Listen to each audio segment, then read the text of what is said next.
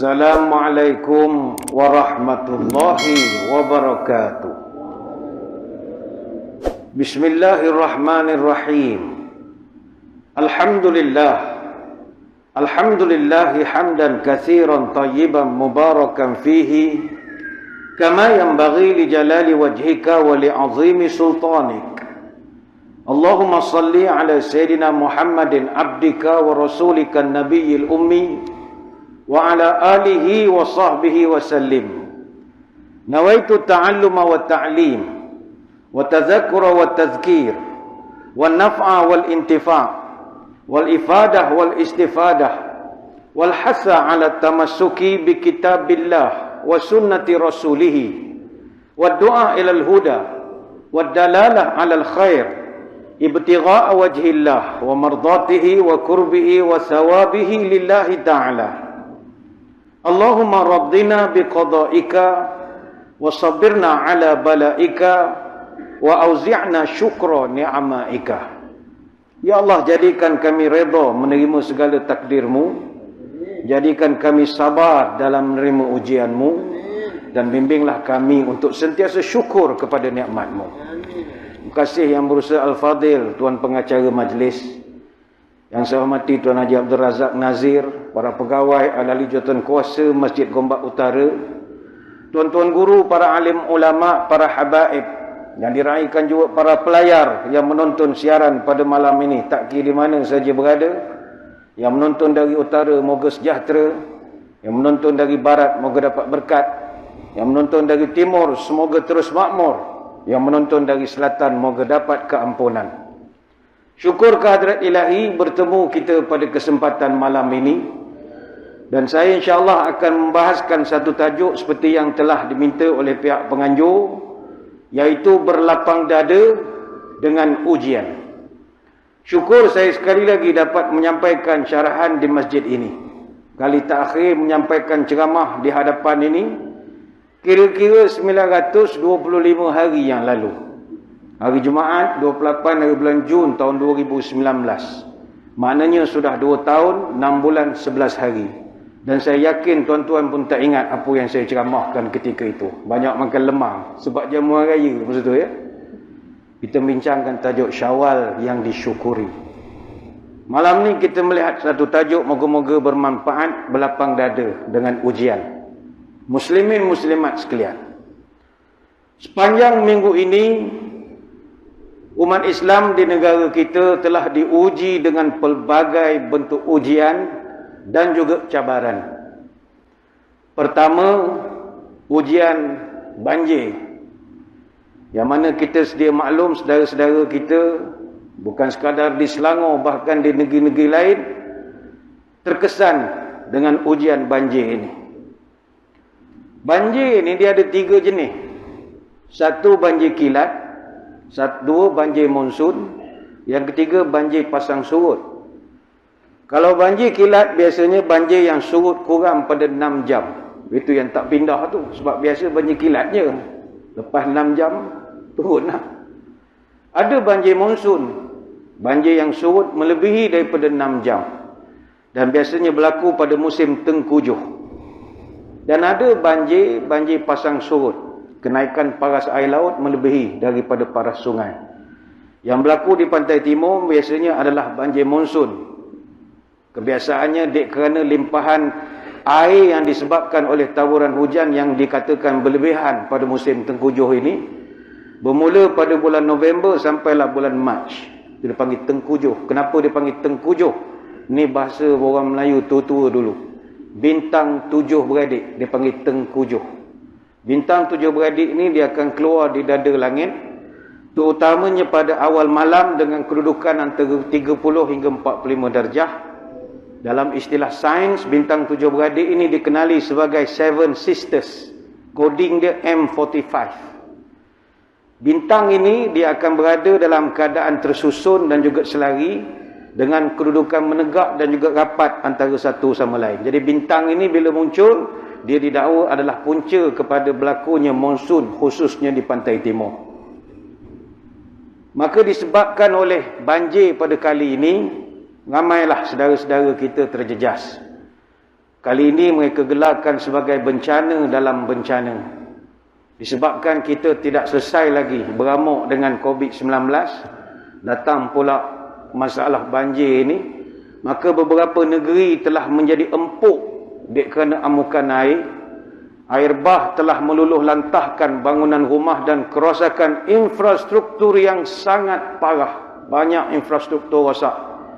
Namun alhamdulillah, kita melihat keadaan semakin baik, kecuali di Johor dan juga di Sabah ada lagi peningkatan jumlah mangsa banjir, tapi yang lain-lain sudah balik semula kepada asal insya-Allah. Jadi ini ujian pertama kita sepanjang minggu lalu. Ujian kedua, yang ini ujian yang sedang hangat di pasaran, iaitu keputusan pemerintah mengeluarkan arahan mengenai penangguhan sementara ataupun temporarily suspended ibadat umrah dan juga ziarah. Bermula bila? Bermula hari ini, 8 hari bulan Januari. Maka bayangkanlah tuan-tuan puan-puan, begitu ramai jemaah yang telah pun membuat persiapan untuk nak berangkat, namun terpaksalah aku dengan arahan terbaru ini. Difahamkan hari ini saja sepatutnya ada 10,000 jemaah yang fly. Hari ini saja yang jemaah berangkat pada hari ini saja. Ini ujian. Sebab itu kita mendoakan kepada para jemaah dan bakal jemaah, dan juga kepada rakan-rakan kita yang mengendalikan syarikat dan pakej-pakej umrah ini, yang kita jangkakan mereka akan mengalami kerugian yang bukan sedikit disebabkan oleh keputusan ini. Kita doa supaya mereka diberikan ketenangan, kesabaran, dan kita sama kita berusahalah untuk memahami bahawa ini sebahagian daripada ikhtiar bagi nak membendung penularan wabak. Rakan-rakan kita di Kementerian Kesihatan ada premisnya. Dia pun amanah dia menjaga kesihatan. Kata mereka umrah ni ditangguhkan ikut data. Data ini pula diperolehi oleh Institut Penyelidikan Perubatan atau IMR yang telah menjalankan ujian ke atas 1077 sampel kes positif COVID-19 dalam kalangan pengembara yang pulang ke negara bermula 21 sampai 29 Disember tahun 2021. Setakat 30 Disember 2021, 1,306 daripada 11,108 jemaah yang pulang menunaikan umrah telah dikesan positif COVID-19. 9 kluster umrah yang dikesan, 5 kluster Omicron, 1 kluster presumptif Omicron dan 3 kluster bukan Omicron. Ini data. Ini kita sebut data. Data boleh jadi betul, boleh jadi tak betul. Ini namanya data. Macam banjir jugalah. Kadang ada mesin pengukur data banjir. Ini rosak. Ada masa rosak. Hujan sekejap, paras sungai terus bahaya. Ada. Itu asyik keluar berita paras sungai bahaya. Tengok, boleh je berenang. Ini namanya data. Tapi kita tidaklah mempertikaikan. Sebab daripada syariat, hukum syariat pun benar. Sebagaimana kalau kita pegang kepada hadis daripada Usamah bin Zaid, Nabi sebut, فَإِذَا سَمِعْتُمْ بِهِ فَلَا تَدْخُلُوا عَلَيْهِ وَإِذَا وَقَعَ بِأَرْضٍ وَأَنْتُمْ بِهَا فَلَا تَفِرُّوا مِنْهُ.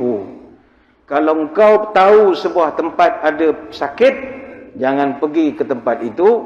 Dan kalau engkau berada di tempat yang ada penyakit, khususnya penyakit yang berjangkit, jangan kau keluar daripada tempat itu. Hadis riwayat Imam Muslim. Berlepas dirilah kita nak membahaskan tentang dasar ini. Kang tidak jadi tajuk belapan dada, tajuk mengasah parang pula kita malam ni. Yang paling terkesan sudah pastilah rakan-rakan kita para pengendali umrah. Apa sebab? Mereka dah menunggu selama 18 bulan sebelum perjalanan umrah dibuka pada 13 Oktober tahun lalu. Namun baru saja beberapa bulan umrah dibenarkan, kini ditangguhkan balik. 3 agensi pelancongan tidak bersetuju dengan keputusan KKM ini.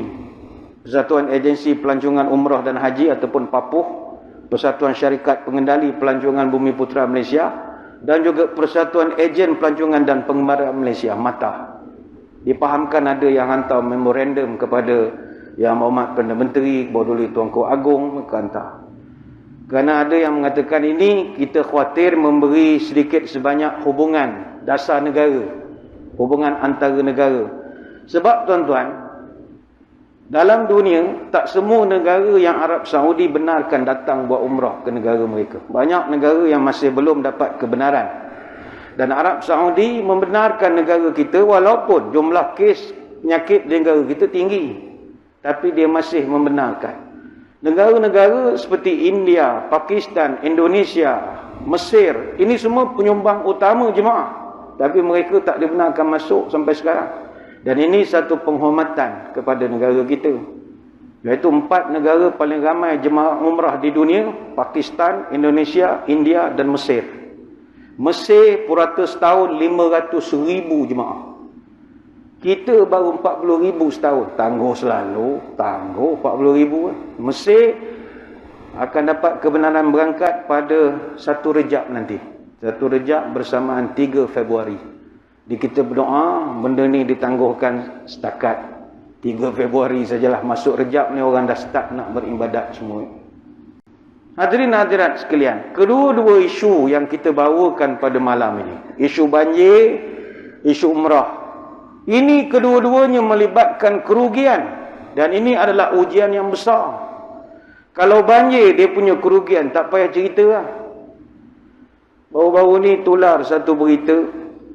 Ada seorang artis, bolehlah kita sebutkan namanya, saudara Abi Yus. Luar biasa sekali ujian Allah kepada beliau. Rumahnya dia baru buat di kampung Paya Lebar di Hulu Langat. Lagi 10% lagi nak siap. Tengah buat finishing, wallpaper, begitulah nak mencantikkan. Dia keluarkan belanja kurang lebih 200,000 lah buat rumah itu. Ketika kejadian, dia berada di Meru dan Bukit Kapar di Kelang, sedang membantu mangsa banjir di sana. Tiba-tiba tukang telefon dia, "Bos, rumah dah tak ada." Ingatkan rumah masuk air, rumah hilang tu, hanyut. Sebiji rumah hanyut tu nak masuk sungai. Bayangkanlah apa perasaan kita. Rumah hanyut. Orang lain menangis-nangis, ada lagi rumah. Boleh lagi dicuci-cuci. Dia tak ada apa nak cuci, bersih, licin. Licin, tak ada apa tinggal. Tapi ketika dia bercerita pengalaman dia itu dalam satu rancangan televisyen, dia boleh senyum, tuan-tuan. Dia senyum bukan kerana dia jutawan Bitcoin. Bukan. Kalau orang Bitcoin senyum 200,000. Dia berjuta lagi banyak. Dia hanyalah artis biasa. Cari makan sana sini, buat lawak, jadi DJ sementara, dapat kumpul duit, buat rumah, rumah hanyut. Hilang sekelip mata. 200,000. Adakah 200,000 itu besar? Ada seorang pengusaha ikan sangkar di pinggir Sungai Pahang. Rugi 30,000. Selepas 10,000 ikan telepia, ikan patin, ikan baung yang dia bela mati sebab banjir. Dia ada 35 petak sangkar dan ada satu sangkar tu ada 7,000 ikan patin terlepas. Apabila pengikat tali sangkar itu putus kerana dihentam oleh balak hanyut. Balak hanyut yang tu, kepala air itulah, hanyut dibawa oleh arus deras. Ada satu lagi pengusaha ikan sangkar rugi 7 juta. Selepas 280 sangkar ternakan dia pecah dan dihanyutkan air derah. Kesemua ikan ternakannya itu ada 500 tan. Telepia, patin, jelawat, jelai, baung. Ini semua ikan have semua ni. Bukan ikan murah-murah. Setakat siakap Langkawi tu kami senyum tengok harga dia. Kami ikan nama kerai. Ikan kerai tu time bayar kerai. Menangis bayar. Nama pun ikan kerai. Hanyut gitu. Banyak ujian kita tak dapat nak bayangkan sebab kita tak kena. Kalau isu umrah, berapa kerugian? Masya Allah. Kalau ikut kepada anggaran daripada Persatuan Agensi Pelancong Umrah dan Haji ataupun PAPUH, semua industri yang terlibat dalam perkhidmatan umrah ini dijangka menanggung kerugian 1 bilion disebabkan oleh penangguhan ini. Semua industri termasuk penerbangan dan sebagainya lagi. Sejumlah 35 juta kerugian ditanggung pula oleh agensi dan juga jemaah umrah susulan penangguhan sementara yang bermula pada hari ini. Kalau ikut Persatuan Pengembaraan dan Agensi Pelancongan Selangor, SAFTA, agensi dan juga jemaah umrah terpaksa tanggung kerugian 35 juta ringgit. Anggaran kos kerugian ini berdasarkan jumlah 10,000 jemaah yang dah pun mendapat visa sepanjang bulan Januari ini. Semua tak boleh pergi. Visa umrah ni termasuklah juga kos hotel, pengangkutan di Arab Saudi. Itu semua kira-kira dalam 3,500 untuk itu saja. Ada satu kawan saya, dia buat umrah. Dia cerita kerugian yang ditanggung oleh syarikat, maknanya apa yang mereka kena hadapi ialah jemaah. Sebab larangan ini bukan daripada pihak Saudi. Kalau Arab Saudi tak bagi masuk, by right dia kena bayar baliklah ke kita. Yang ini kira no show, kita tak pergi. Tuan-tuan yang kenal orang Arab, ingat dia nak pulang balik. Halal, halal, Masya Allah Haji, halal, halal, halal, halal, halal ya. No show. Ini berdasarkan kiraan mereka. Mudah-mudahan ada keajaiban. Ada keajaiban. Barai naik dibayar kepada pihak-pihak di Arab Saudi dan sebagainya kira-kira 8 juta. Untuk kawan saya ini saja, melibatkan hotel dan tiket penerbangan. Jadi semua ini tak boleh nak dipulangkan. Tahun sebelum ini ketika PKP mereka tanggung 15 juta ringgit kerugian.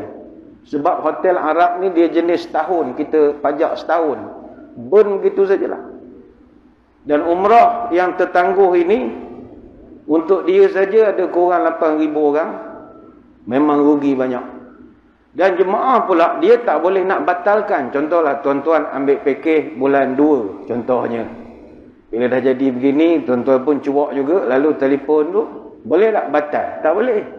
Kenapa tak boleh batal? Sebarang pembatalan akan melibatkan kos pembatalan yang akan dikenakan beberapa surcharge berdasarkan peruntukan di bawah perenggan-perenggan tertentu.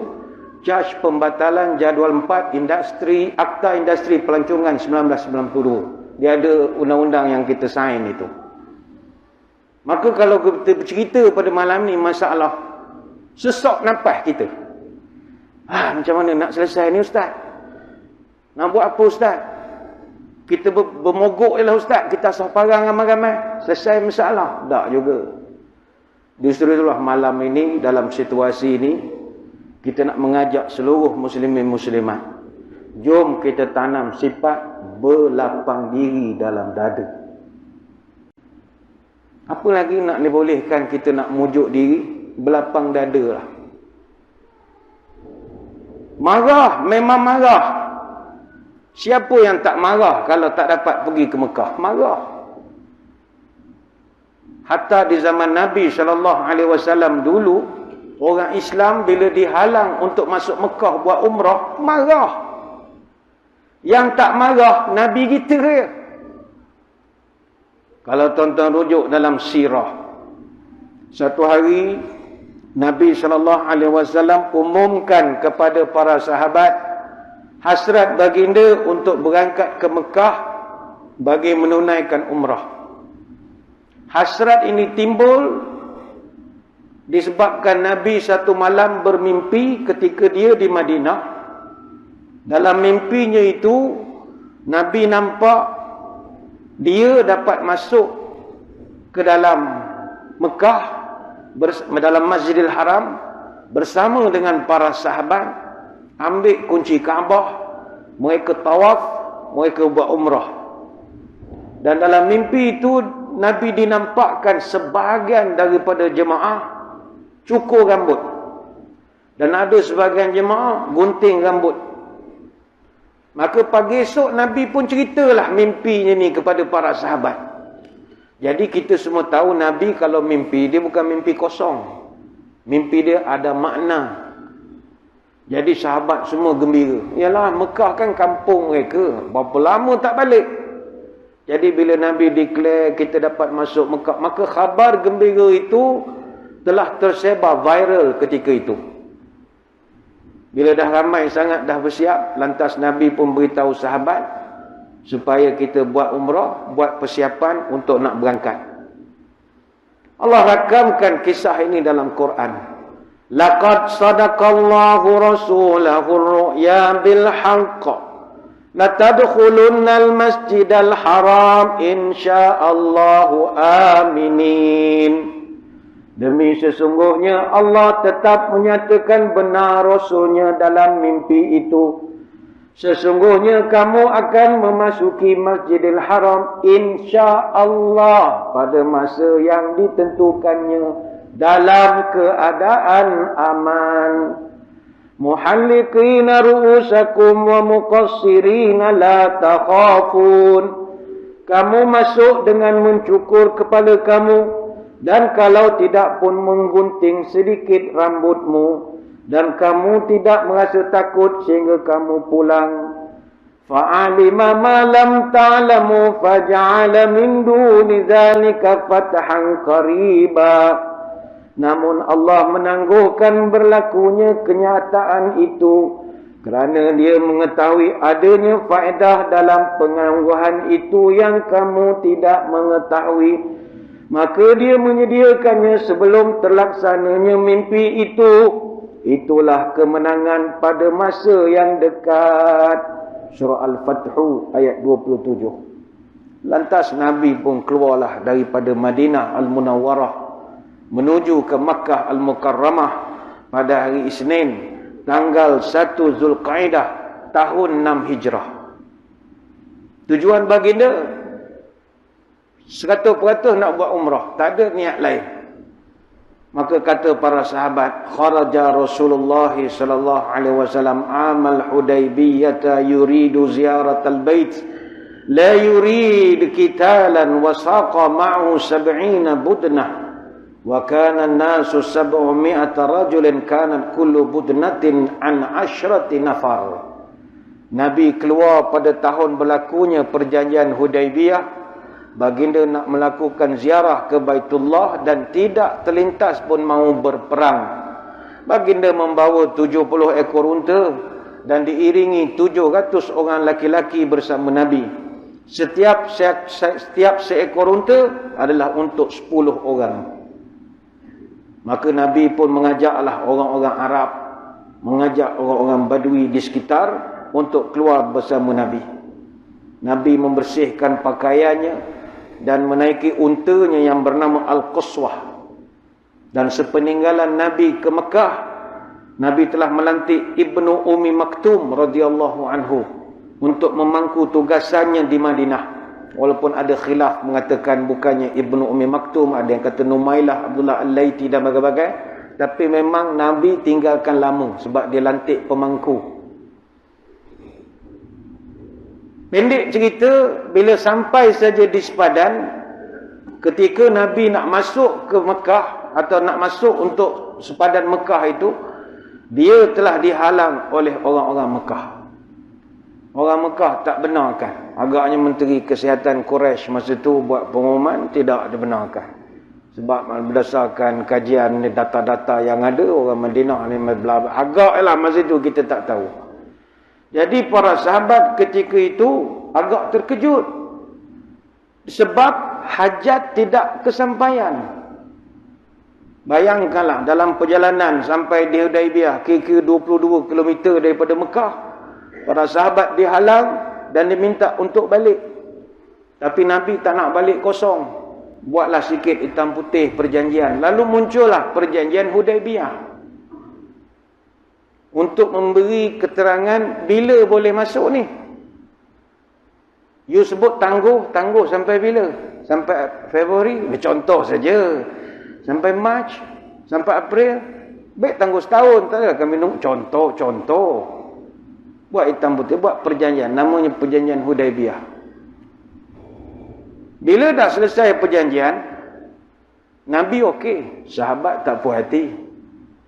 Kita pun tak puas hati, jalan jauh-jauh tak boleh pergi. Dah nak masuk dah, tak lepas. Sahabat yang paling berani Umar Al-Khattab radhiyallahu anhu. Dia datang jumpa Nabi, dia bertanya, alasna alal haqqi wa aduwuna alal batil? Ya Rasulullah, minta maaf saya nak tanya, jangan marah. Bukankah kita ni agama Islam? Islam ni agama yang paling benar. Selain daripada Islam, semuanya batil. Betul atau tidak, Tuhan? Nabi jawab, bala, of course, ya. Umar tanya lagi, falima nu'tid daniyata fi dinina? Kenapa kita terlampau bertolak ansur sampai orang pijak leher kita? Kenapa terlampau bagi muka? Terlampau sampai kita terpaksa berpatah balik. Sedangkan Allah belum turunkan apa-apa keputusan. Sama ada kita balik ataupun kita teruskan perjalanan, ya Rasulullah. Ini Umar Al-Khattab. Dia berani. Nabi pun jawab, wahai Ibn Al-Khattab, inni Rasulullah. Aku ni Nabi. Walastu a'sihi wa huwa nasiri. Sekali-kali aku tidak akan derhaka kepada Tuhan aku. Dialah pembantu aku. Dia yang membantu aku. Allah membantu aku. Aku takkan sia-siakan Allah.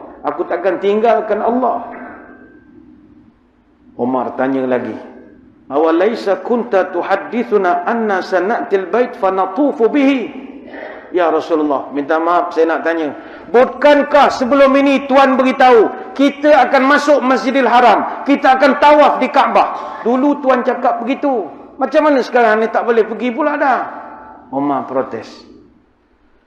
Maka Nabi SAW bila didesak-desak oleh Sayyidina Umar itu, Nabi jawab, bala, ya, aku pernah cakap begitu. Tetapi fa akhbartuka anna na'tihil am? Adakah aku beritahu pada engkau kita akan tawaf pada tahun ini? Aku tak cakap. Aku hanya beritahu kita akan masuk Mekah buat tawaf. Aku tak cakap tahun ini. Fa innaka atihi wa mutawwafun bihi. Nabi terangkan kepada Umar, tapi one thing for sure, satu benda yang boleh pasti, satu hari nanti kita akan datang ke rumah Allah ini dan kita akan tawaf. Umar tak puas hati. Tak puas hati tuan, kita tak puas hati. Dia jumpa Sayyidina Abu Bakar. Dia jumpa Abu Bakar. Skripnya lebih kurang sama juga. Wahai Abu Bakar, falima nu'tid daniyata fi dinina idza qala ayyuhar rajul innahu la Rasulullah? Umar tanya kepada Abu Bakar, apa kita ni terlampau bagi muka sangat? Orang pijak kita, orang tak hormat kita. Kita ada maruah, kita nak buat umrah, orang tegak-tegak suruh balik, takkan tak melawan? Biar putih tulang, jangan putih mata bah. Apa ni? Lawanlah sikit. Orang suruh balik-balik, suruh tangguh-tangguh. Tak ada langsung yang berani ke depan. Ambil cerita di bawah. Apa jawab Abu Bakar? Innahu la Rasulullah. Umar, Nabi tu. Mu sedar tak mu cakap dengan siapa? Mu cakap dengan Nabi. Kata Abu Bakar, wahai Umar, berpegang teguhlah dengan keputusan ini sampai kau mati. Nescaya Allah akan berada bersamamu kalau kamu duduk dalam kebenaran. Abu Bakar dia melembutkan balik. Ketika itulah kata ulama turun firman Allah, inna fatahna laka fatahan mubina. Sesungguhnya kami akan membuka bagi perjuanganmu wahai Muhammad satu jalan kemenangan yang jelas nyata. Surah Al-Fatah ayat yang pertama. Kemudian Nabi pun ketika ayat ni turun, dia panggil satu orang sahabat, mau pergi baca ayat ni kepada Sayyidina Umar. Dia tak sabar sangat. Bacakan ayat ni pada dia. Setelah mendengar ayat ini, Umar tanya kepada Nabi, ya Rasulullah, adakah ayat ni mengatakan kita sekarang di pihak yang menang ya Rasulullah? Nabi kata, ya, kita menang. Kerana kita redha dengan ketentuan Allah. Umar puas hati di balik. Kata para ulama, antaranya kata Az-Zuhri, selepas peristiwa itu, Umar merasa sangat menyesal seumur hidup kerana keceluparannya meninggikan suara depan Nabi. Dia marah. Dia kesal sangat dengan percakapan dia itu. Sehingga kata Az-Zuhri, fa'amiltu lidzalika a'malan. Kata Umar, disebabkan kebiadaban aku itu, aku telah wajibkan diriku buat beberapa amalan sunat. Aku bersedekah, berpuasa, semayang, aku membebaskan hamba, segala kebaikan aku buat. Sebab aku bimbang percakapan aku kepada Nabi ketika itu melukakan hati dia. Dan aku berdoa kepada Allah, semoga inilah kebaikan yang aku buat diterima di sisinya. Cerita ni panjang, boleh rujuk dalam Sirah Nabawiyah li Ibni Ishaq. Sebab itu kalau tuan-tuan marah, munasabah. Tapi bagaimana melihat Nabi Sayyidina Abu Bakar? Sabar. Sabar itu subur. Enggak sabar masuk kubur. Sabar. Sabar. Nak cakap apa lagi? Takkan nak suruh tuan-tuan mengasah parang pula balik rumah. Sabar. Sabar. Kepada yang tak berkesempatan nak menunaikan umrah, tak kira lah minggu ni ke minggu depan. Saya pun berdebar ke tuan-tuan bulan 3 ni sepatutnya berangkat. Tak tahu lagi ni, tak boleh nak act sangat ni. Tak boleh nak cakap action sangat. Kepada yang siap-siap dah nak berangkat, dah teringat dah nak pergi ke Mekah. Nabi SAW, dia mengajarkan kepada kita, tak apalah kita dihalang buat kerja umrah, tapi mu buat 3 amalan ini, mu dapat pahala setarah pergi umrah. Nak mujukkan hati kita. Apa amalan tuan-tuan boleh buat? Pertama sekali, datanglah semayang jemaah 5 waktu di masjid dan buatlah semayang duha di masjid. Dalam hadis daripada Abu Umamah radhiyallahu anhu, Nabi berpesan, "Man kharaja min baitihi mutahhiran ila salatil maktubatin fa ajruhu ka ajril hajil muhrim." Siapa yang keluar dari rumahnya dalam keadaan dah berwuduk, kemudian dia pergi ke masjid menunaikan solat fardu, maka ganjarannya sama seperti pahala dia mengerjakan haji. Wa man kharaja ila tasbihid duha la yusbihu illa iyyah fa ajru ka ajril mu'tamir. Siapa-siapa yang keluar rumah untuk mengerjakan solat duha di masjid, maka dia akan diberikan pahala umrah. Hadis riwayat Abu Daud. Jadi pada tuan-tuan, datanglah ke masjid. Yalah, semayang di masjid ini memanglah tak khusyuk. Mana ada orang khusyuk semayang masjid. Itu kita sekarang kehilangan banyak ramai jemaah kita dah tak datang dah ke masjid. Bila tanya kenapa tak datang ke masjid, malas aku tak dapat pahala. Berapa pula? Sah renggang macam tanam pokok getah. Kalau kata malas aku nak semayang, malah ada pahala, datang je lah. Kalau kita tanya awak mau marah selesai macam mana? Tak ada selesai, kita tunggu Imam Mahdi lah datang. Esok Imam Mahdi datang, dia marah habis ke Jabatan Agama. Sementara tuan-tuan tunggu Imam Mahdi datang, imam masjid pun nunggu ke tuan-tuan datang. Ada duduk kat tangga tu hari-hari. Jadi sementara nunggu Imam Mahdi tu datang, nunggu ke imam masjid. Imam masjid pun hari-hari nunggu kat parking. Tak ada jemaah datang. Ni contoh lah. Datang semayang, datang semayang. Semayang jemaah pun sunnah juga. Kita semayang di rumah tak dapat sunnah. Semayang di masjid sunnah. Datanglah semayang. Dan nak ekstra semayang duha. Saya ingat masjid buka pagi kan. Boleh datang masjid, semayang duha. Semayang duha ni lepas semayang subuh, tak payah balik lagi, duduk sekejap. Dia tulis syuruk. Syuruk tu dah boleh semayang. Syuruk ni duha awal waktu sebenarnya. Lepas pada syuruk tu dah boleh duha lah. Semayang duha. Dapat pahala umrah. Apa lagi amalan? Nabi pesan, zikir selepas semayang subuh berjemaah sampai matahari terbit. Kemudian semayang sunat 2 rakaat. Sebagaimana kata Anas bin Malik, man shallal ghadata fi jama'atin thumma qa'ada yadhkurullah hatta tatlu'u syamsu thumma shalla rak'ataini kanat lahu ka'adri hajjatin wa umratin. Qala Rasul sallallahu alaihi wasallam, tamatin. Kata Anas, Nabi cerita, siapa datang masjid? Semuanya cerita datang masjid. Siapa yang datang ke masjid, semayang subuh berjemaah bersama imam. Kemudian habis semayang, dia tetap duduk sambil berzikir. Jangan main telefon dengan WhatsApp. Jangan. Zikir.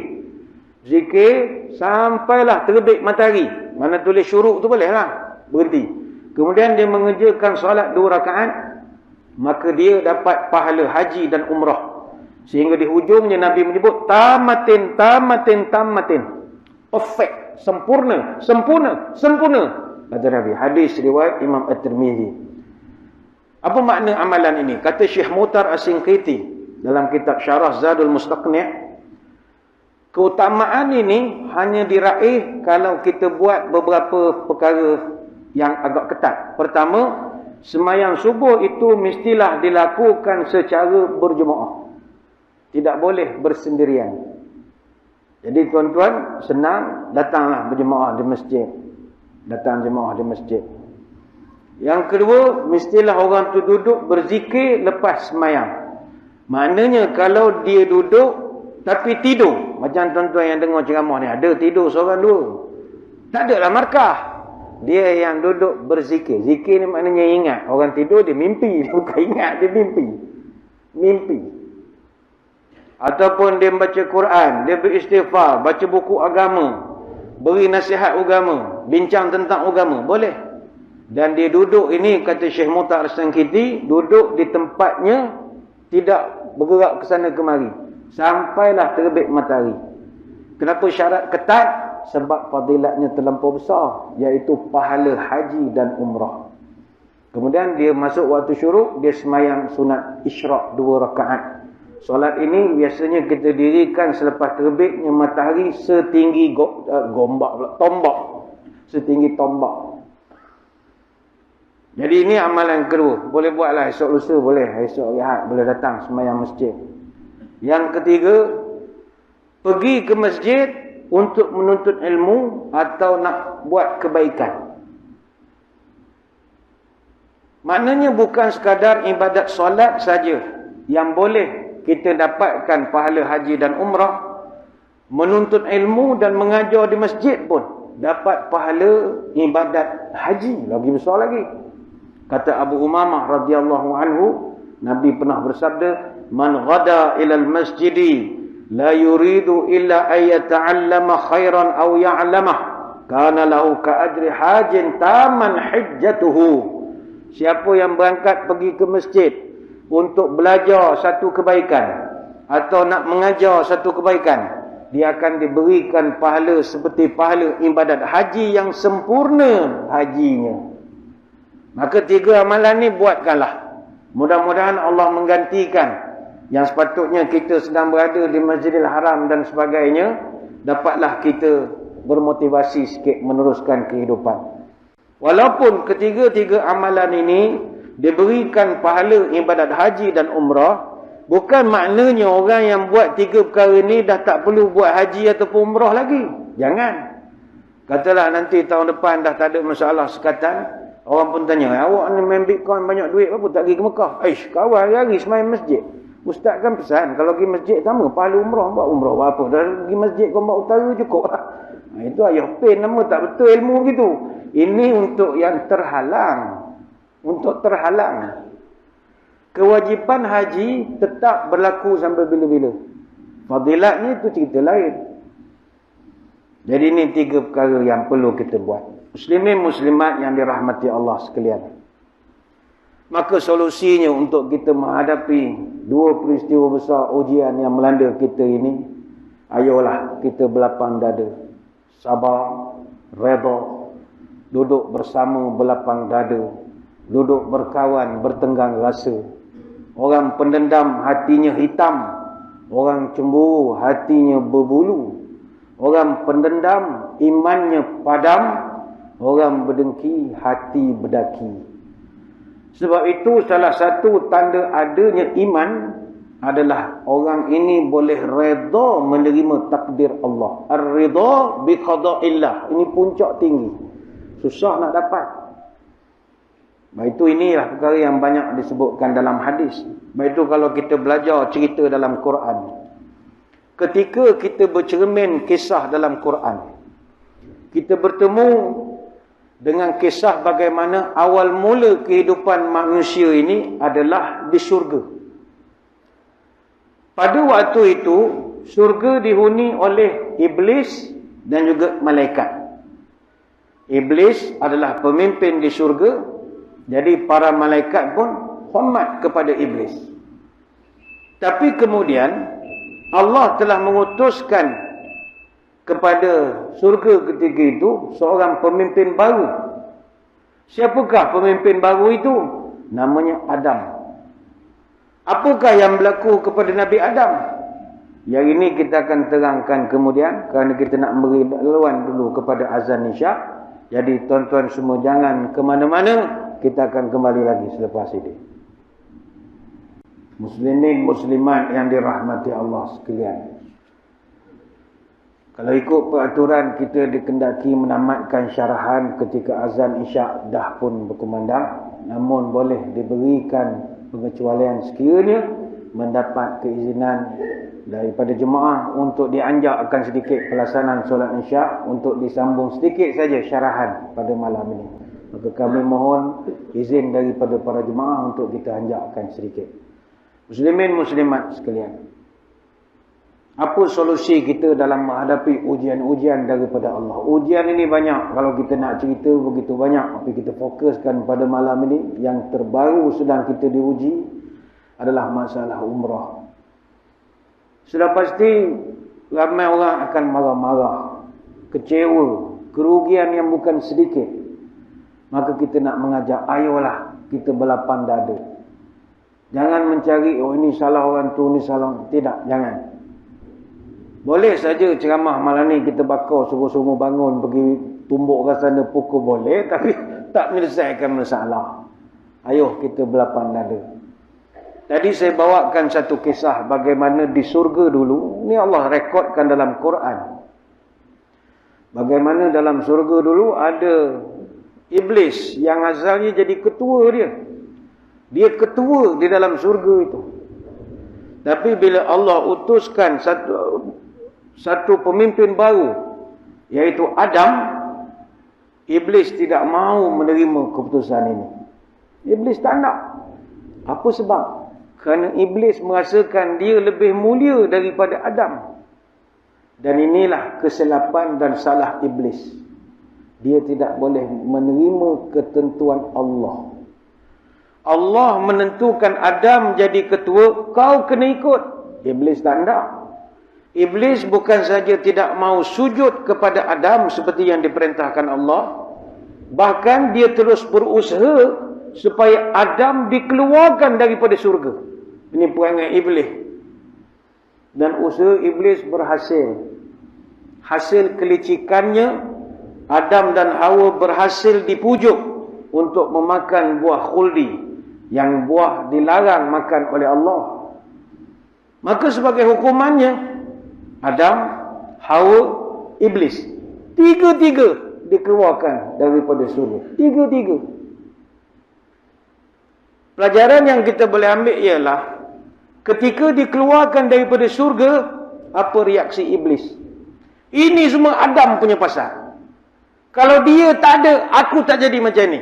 Aku elok dah jadi bos di sini. Datang dia mengada-ngada dia jadi bos lah, itu interim lah, interim apa benda dia ni. Dia salahkan kepada Adam, tapi tidak kepada Nabi Adam alaihissalam. Ketika dia dikeluarkan daripada surga, dia telah bermunajat di dalam doanya. Rabbana zalamna anfusana wa illam taghfir lana wa tarhamna lanakunanna minal khasirin. Ya Allah, sebenarnya kamilah yang telah menzalimkan diri kami sendiri. Jika tidak Engkau ampunkan kami dan rahmati kami, maka tetaplah kami menjadi orang yang rugi. Surah Al-A'raf ayat 23. Sebagai manusia beriman, kita selayaknya meneladani Nabi Adam alaihissalam. Ikhlas dengan ketentuan Allah dan tidak mahu meniru perangai iblis yang terus-terusan menyalahkan orang lain saja. Tak ada sedikit pun nak mandam pada diri dia sendiri. Jangan. Orang Islam beza dengan orang yang bukan Islam. Orang beriman beza dengan orang kurang beriman. Apa bezanya? Orang beriman sentiasa melihat ada unsur kesalahanku dalam setiap kejadian. Ni perangai orang beriman. Orang yang kurang iman, no. Sebab dia Mr. Perfect. Setiap yang berlaku, you punya pasal. Dia tak boleh nak mengatakan bahawa ada salah saya. Never. Tak boleh. Ini perangai iblis. Ini bukan marah pada jemaah umrah supaya jangan marah-marah. Ustaz mengata kaum iblis. Tak. Ini nak cerita semua ujian. Semua ujian. Ada orang dulu pegang jawatan. Datang orang, turunkan dia. Dia marah. Ini semua setan semua ni.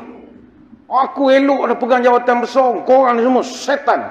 Dia tak nak langsung nak muhasabah. Ada tak silap pada diri aku? Tak ada. Jangan. Nabi Adam dia tetap mengatakan, Ya Allah, sayalah yang zalim diri saya sendiri. Tuan-tuan ingat atau tidak kepada peristiwa kekalahan perang Uhud? Ini Allah memberi tamparan betul kepada orang beriman. Walamma asabatkum musibatun qad asabtum mithlaiha qultum anna hadza. Bila kamu wahai orang beriman kalah dalam peperangan Uhud, padahal dalam peperangan yang sebelumnya kamu menang 2 kali ganda dalam perang Badar, maka bila kamu kalah, kamu buat postmortem dan kamu bertanya, anna hadza. Kenapa kita kalah? Apa macam kali ini kita boleh kalah? Dulu elok kita menang bergaya. Apa sebab kita kalah? Anna hadza. Dia orang mesyuarat tanya postmortem perang Uhud, kenapa kita kalah? Maka Nabi disuruh oleh Allah menjawab, Qul, katakanlah wahai Muhammad, Qul huwa min indi anfusikum. Kekalahan ini adalah kerana kesalahan diri kau sendiri. Wah, Allah Ta'ala nak didik. Para ulama tafsir semua tepuk dahi bila baca ayat ini. Macam mana Allah Ta'ala dia boleh sebut kepada para sahabat Nabi, kau punya pasal lah kita kalah ini. Bukan kau nak salah kalau orang lain kuat ke, orang lain hebat ke, bukan. Kau sendiri masalah. Tuan-tuan yang baca sirah, apalah kesalahan para sahabat? Mana ada buat dosa serupa kita? Tapi kesalahan mereka ketika postmortem tidak mahu melihat kelemahan pada diri sendiri. Mungkin ada kesilapan aku, mungkin ada kekurangan aku. Innallaha ala kulli syai'in qadir. Sesungguhnya dalam dunia ni kata Allah yang paling berkuasa ana. Aku yang paling berkuasa. Surah Ali Imran ayat 165. Belapang dada lah. Belapang dada. Ini je lah nak mujuk kita supaya nak menghilangkan duka cita, duka lara. Semuanya berada di dalam aturan Allah. Wa ma tasqutu min waraqatin illa ya'lamuha wa la habatin fi zulumatil ardi wa la ratbin wa la yabisin illa fi kitabim mubin. Dan tidak sehelai daun pun yang gugur melainkan aku tahu daun yang mana, kata Allah Ta'ala. Dan tidak jatuh sebutir biji pun dalam kegelapan bumi, sama ada yang basah atau kering, melainkan semuanya ditulis di dalam Lauh Mahfuz. Surah Al-An'am ayat 59. Kalau daun sehelai yang gugur pun Allah yang aturkan, siapa di sini boleh mengatakan bahawa penangguhan umrah tak ada kena-mengena dengan ketentuan Allah? Siapa sini boleh angkat tangan, ni tak ada kena-mengena dengan Allah Ustaz, ni semua salah Allah, ni semua dia. Jom Ustaz, asal parang Ustaz. Boleh. Tidak menyelesaikan masalah. Ada satu kisah tentang Abu Ali Syaqiq bin Ibrahim Al-Balkhi rahimahullah. Dia ni antara salah seorang daripada tokoh besar Khurasan yang menjadi guru kepada Hatim Al-Asam. Satu hari Syekh Syaqiq Al-Balakh dia membeli buah tembikai. Orang Pantai Timur panggil timun Cina, buah tembikai, semangka kata orang Indonesia. Dia beli tembikai, dia bawa balik untuk isteri dia. Jadi bila isteri dia belah buah, bila rasa rupanya buah tembikai ni tidak manis. Tak manis. Tawar. Jadi isteri dia marah kepada suaminya, Syekh Syaqiq ini. Awak ni bang beli buah langsung tak ngecek dengan orang buah senapas lah dia beletir ke suami dia, mengambil ke duit beli. Syekh Syakik dengan sabar dia menunggu isteri dia sampai habis bercakap. Setelah amarah isterinya agak reda, Syekh Syakik telah bertanya dengan lembut sekali, "Wahai isteriku, kepada siapakah sebenarnya engkau nak meluahkan kemarahan? Adakah kepada aku yang membeli buah itu? Atau kepada penjual yang menjualnya? Atau kepada petani yang menanam pokok itu? Atau kepada yang menciptakan buah itu? Kamu marah mana satu? Beritahu pada saya." Isteri Syekh Syakik diam. Dengan suara yang lembut dia nasihat lagi pada isterinya, "Wahai isteriku, saya sebagai pembeli, saya dah usaha yang terbaik, pilih buah yang terbaik. Saya cari yang terbaik. Peniaga juga dia takkan jual kecuali dia tahu benda tu terbaik juga. Begitu juga petani yang merawat tanaman ini, dia akan jaga dengan baik sebab dia nak jual benda ini.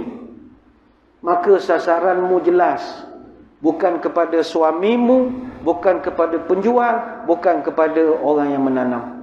Tapi kemarahanmu itu adalah kepada yang menciptakan buah itu, iaitu Allah. Maka sabar dulu. Sabar dulu." Maka dia pun mengatakan pada isterinya, "Wahai isteriku, bertakwalah kamu kepada Allah.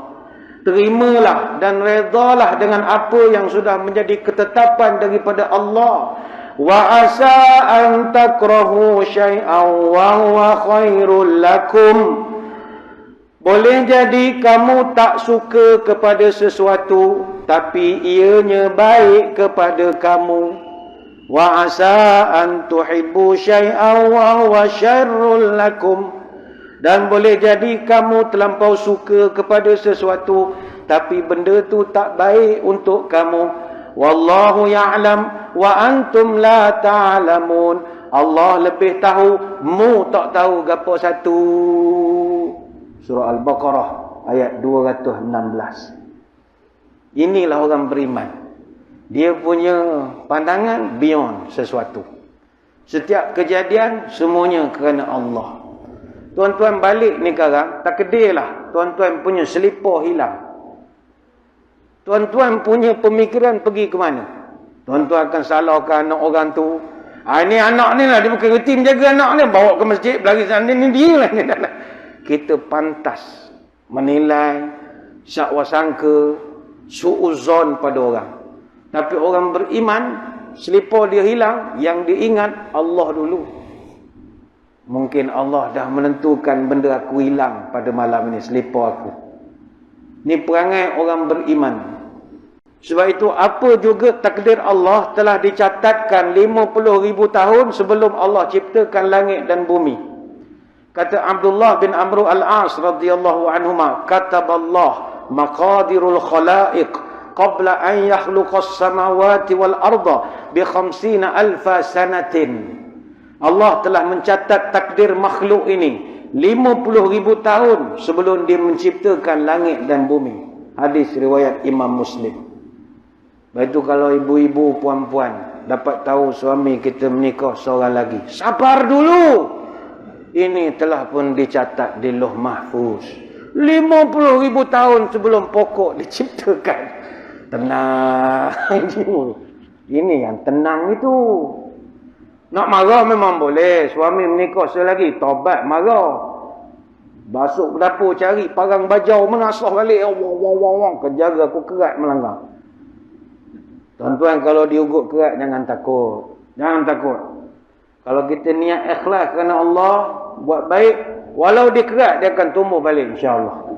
Dan tumbuh lebih lawa lagi. Dia rimbun je pula. Dia macam pokok jugalah. Tapi kalau niat tak betul, habis. Tak ada spare part lah. Kita cari redha Allah. Keluar masjid, selipar hilang. Allah dah tentukan 50,000 tahun dulu. Kita nak marah tu ada, tapi dia jadi mengendur sikit. Mengendur sikit. Jomlah kita berlapang dada, cari redha Allah.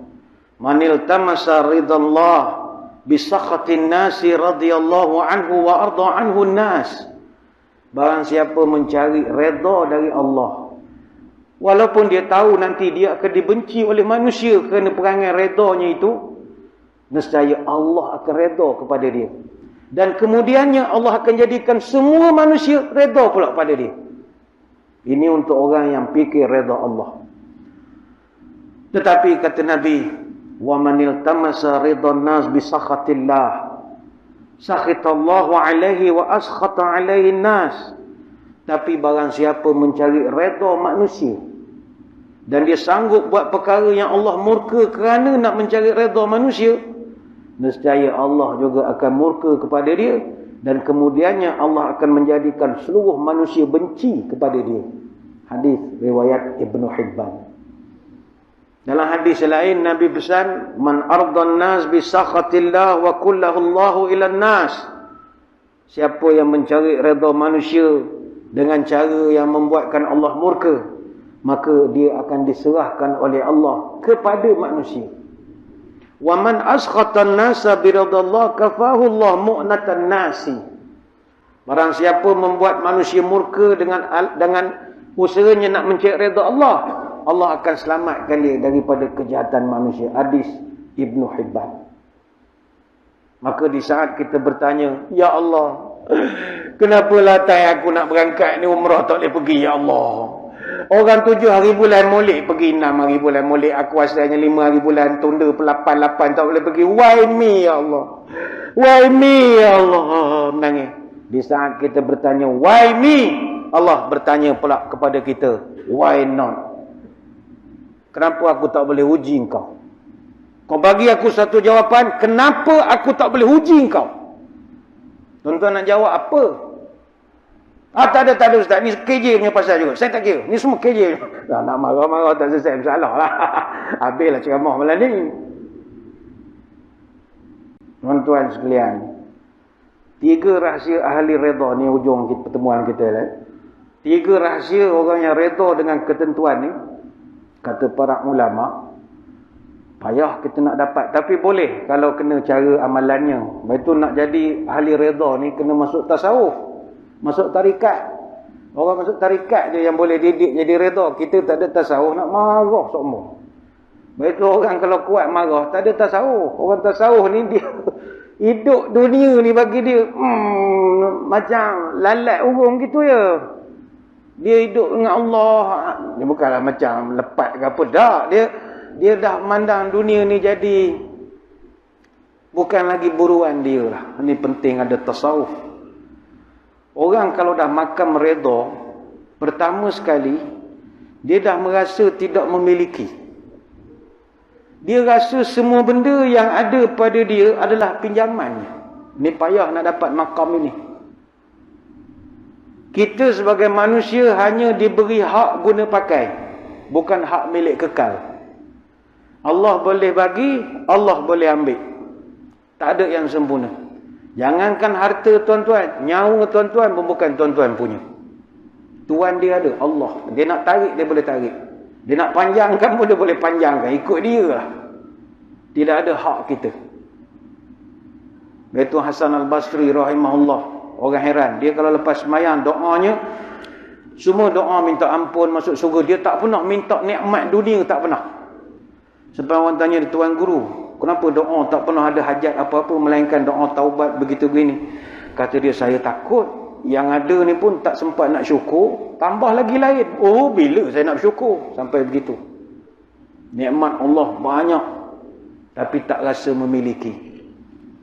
Saya selalu bawa contoh, kalau nak tengok makam tasawuf tinggi redha ini, tuan-tuan belajar dengan adik-adik kita yang kerja valet parking atau joki kereta. Orang kerja parking joki itu memang tasawuf tinggi betul. Dari segi mereka memandang kepada harta kereta. Budak kerja joki, minta maaf lah panggil budak, ada yang tua daripada kita. Orang yang kerja joki dekat hotel, kat Mandarin, kat SCC mana-mana ni, datang Mercedes S-Class datang. Dia pun pergi, potong tiket, ambil kunci, dia tolong parking. Ketika dia dapat kereta pegang steering, sedikit pun dalam hatinya tak ada sombong. Sebab dia tahu tu bukan dia punya. Bahkan dia akan merasa ini amanah aku. Aku kena jaga, jangan calok, jangan berok dia burung, jangan curi dia orang. Dia parking tempat yang baik. Selepas sejam tuan dia datang. Dia pulangkan kunci, dia ambil duit. Ketika kereta ni berlalu, dia tak menangis dan sedih pun. Kerana dia tahu tu bukan dia punya. Tak adalah dia meraung, alah pisah dah dengan Mercedes. Sedihnya. Tak. Sebab dia tahu itu bukan aku punya. Ini makam tinggi. Tuan-tuan punya harta hanyut di air, masuk sungai. Tuan-tuan boleh tak makam itu? Payah. Kecuali orang memang tinggi betul. Makrifat dia tinggi. Itu bagi orang yang ada tasawuf, dia tak ada apa pun. Senyum ya. Setiap ujian Allah ni, Allah bergurau dengan aku ni. Satu. Yang kedua, orang makam redha ni, dia melihat setiap nikmat yang Allah beri adalah jalan untuk dekat pada dia. Ini payah juga kita nak dapat. Maksud saya begini. Tuan-tuan dapat handphone. Siapa pernah merasakan handphone tu Allah yang bagi untuk mendekatkan diri pada dia. Tak sampai lagi makam itu. Kita nampak beli handphone sajalah. Tak ada kena-mengena Allah. Tak. Allah kurniakan rezeki, beli handphone supaya kita dekat dengan dia. Gunakan untuk dakwah, gunakan untuk pesan yang baik. Benda-benda begitu. Kereta tuan-tuan beli. Berapa orang yang menganggap kereta itu Allah beri kita rezeki boleh beli supaya kita lebih dekat dengan dia. Datang masjid, tumpangkan orang, buat baik. Tak ramai. Sebab itu ada satu cerita zaman dulu, 3 orang pemuda masuk dalam hutan, bawa kuda. Mereka berehat, ikat kuda. Bila tidur, rupa tali tak kemah, kuda tiga-tiga lari. Pada kuda tu ada ration makan bungkus macam-macam. Dia dah takut lapar. Dia orang bangun pagi, kuda tak ada, semua dah panik. Hanya kata macam mana ni nak balik ke kampung jauh. Ginilah, kita bakar kayu, buat simbol SOS untuk nak minta pertolongan. Dia belajarlah, dia pun buat SOS. Kebetulan di negeri tu atas bukit, raja istana atas bukit. Dia tengah duduk dekat balkoni, dia tengok asap dari hutan. Ni asap ni lain macam pula ni. Dia pun panggil ulu balang dia, mu tolong baca, itu apa tanda? Orang tu pandailah baca SOS juga. Ampun tuanku, ini minta tolong tuanku.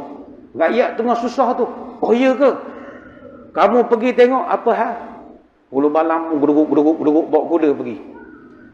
Dia tengok ada 3 pemuda nak bawa balik, tak boleh, kuda seekor je. Tak apa, saya lapor ke tuanku dulu. Balik ke istana. Ampun tuanku, ada 3 rakyat tuanku tengah kesusahan, kuda hilang. Habis macam mana? Kita kena selamatkan tuanku. Kita kena bantu mereka. Boleh, hantar kuda bawa balik. Jadi hantar satu pasukan bawa ekstra 3 kuda. Bawa pergi jumpa pemuda ini. Pemuda yang pertama, dia dapat saja kuda, dia pun kagum dengan kecantikan kuda. Ish, lawanya kuda istana, berkilat bulu dia. Ini sempu hari-hari agaknya. Cium pula ekor. Wanginya. Kuda raja lain terus dengan kuda kita. Pemuda pertama. Pemuda yang kedua, dia terima kasih pada hulu balang. Terima kasihlah tuan sudi melaporkan kami tak tahu nak ke mana dah. Dia tengok kuda, lawanya kuda raja. Mana dia terima kasih kepada yang menolong dia. Tapi pemuda yang ketiga, dia dapat kuda, dia menangis. Nangis. Kau dia tanya apa mau menangis? Kita kan boleh balik. Aku menangis mengenangkan baiknya raja kita. Dia sayang ke kita, dia kirim kuda ke kita untuk kita balik pada dia. Baiknya raja kita. Tuan-tuan, dalam melihat nikmat, tuan-tuan duduk kategori pemuda yang mana? Ramai orang dapat kereta baru, dia lupa yang memberi rezeki itu adalah Allah. Yang dia belik, puji, cium, cuci hari-hari kereta itulah. Hari-hari intai kot tingkap tengok kereta, suka sangat. Kunu abdan lil mun'imin. Jadilah kamu hamba kepada yang memberi, bukan kepada yang memberi, yang diberi. Inilah orang makam redha. Dia melihat semuanya daripada Allah. Mudah-mudahan Allah bimbing kita untuk sentiasa sabar, ikhlas dan juga istiqamah. Kepada Allah kita berserah diri dan kepada Allah juga kita mohon pertolongan. Sekali lagi kita mohon maaf andai kata isi kandungan ceramah pada malam ini menyebabkan ramai marah. Kata ustaz ni orang dah tak boleh pergi ke Mekah dia pula pandai-pandai suruh sabar. Janganlah marah. Kawan pun patut pergi Mekah juga. Bulan 3 ni debar ni tak tahu pergi ke tidak ni. Kita berdoa yang baik-baik saja. Kalau Allah uji kita begini, kita menerima sebab Allah akan beri ganti yang terbaik lagi akan datang, insya-Allah. Sekadar itu sembang-sembang pada malam ini. Saya mengucapkan ribuan terima kasih di atas undangan. Mohon maaf sebarang kekurangan. Moga-moga kita bertemu pada lain-lain kesempatan. Sebelum berpisah, marilah kita menadah tangan berdoa. Moga pertemuan kita ini diberkati oleh Ilahi. A'udzubillahi minasyaitonirrajim. Bismillahirrahmanirrahim. Allahumma salli wa sallim ala Sayyidina Muhammadin salatan tukhrijuna biha min zulumatil wahmi. Allahumma tawwil umurana wa sahih ajsadana wa nawwir qulubana wa thabbit imanana wa ahsin a'malana wa wasi' arzaqana wa ilal khairi qarribna wa 'anil syarri ab'idna waqdi hawaijana fid dini wad dunya wal akhirah innaka 'ala kulli syai'in qadir.